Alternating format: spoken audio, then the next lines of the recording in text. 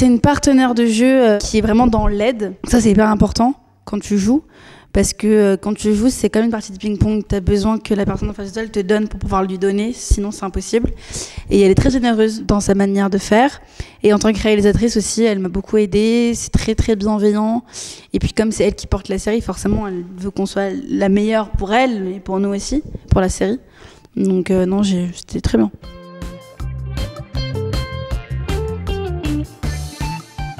J'ai été Lina en fait. En fait, j'avais juste à réfléchir à comment est-ce que j'étais le jour où je suis tombée amoureuse, comment est-ce que j'étais quand je voulais faire mes premières sorties et que ma mère elle me disait non tu sors pas, mais que j'avais cette envie de désobéir, pas pour décevoir mais juste pour me prouver quelque chose à moi-même en tant que jeune femme.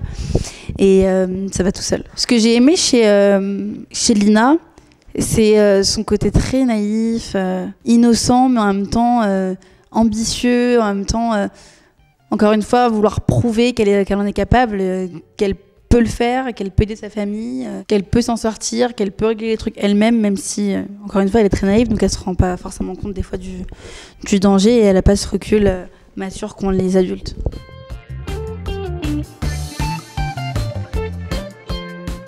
Je veux pas faire 1000 projets juste pour en faire 1000. Moi, quand je fais un projet, je veux me dire que c'est important de le faire, que je me dois de le faire, que je suis légitime de le faire, que j'en suis capable aussi. Liaison dangereuse, chair tendre et Jusqu'ici tout va bien, c'est 3 rôles que j'ai fait totalement différents. C'est-à-dire que dans les Liaisons dangereuses, j'ai joué une fille très douce, un peu timide, réservée, avec une carapace.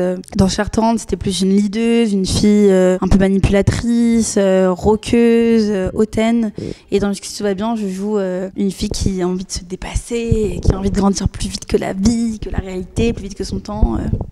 Très différent.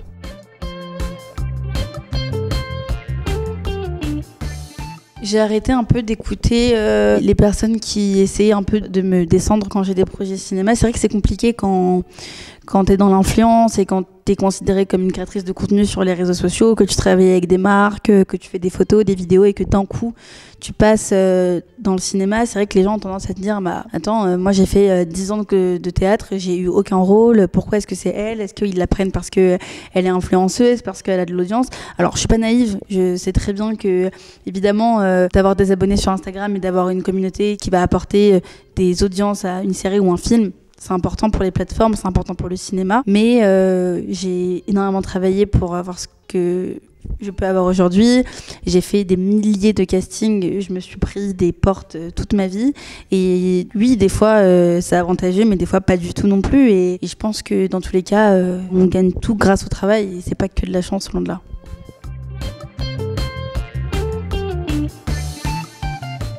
À 12 ans, j'ai reçu des insultes de mort inimaginables, mais il y a tellement plus de positifs. Et puis moi, je suis quelqu'un de très positif dans ma vie en général, et du coup, je m'attarde vraiment sur les gens qui m'apprécient pour ce que je suis, qui me suivent, qui me soutiennent, qui ont un réel intérêt à me suivre.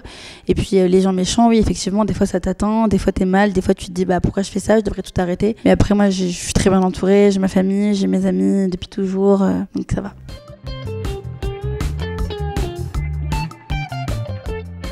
Quand tu es créatrice de contenu, c'est pas seulement des photos que tu fais de la belle et que tu postes sur Instagram, pas du tout.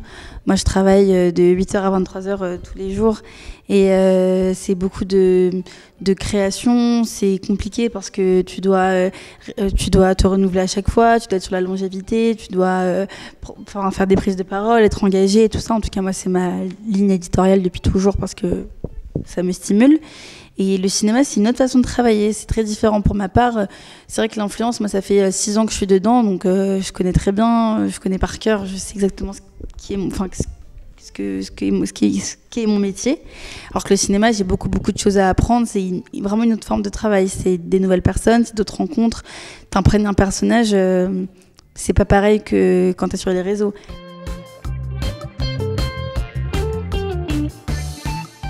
Je suis marraine d'une association qui s'appelle Aïda depuis 5 ans.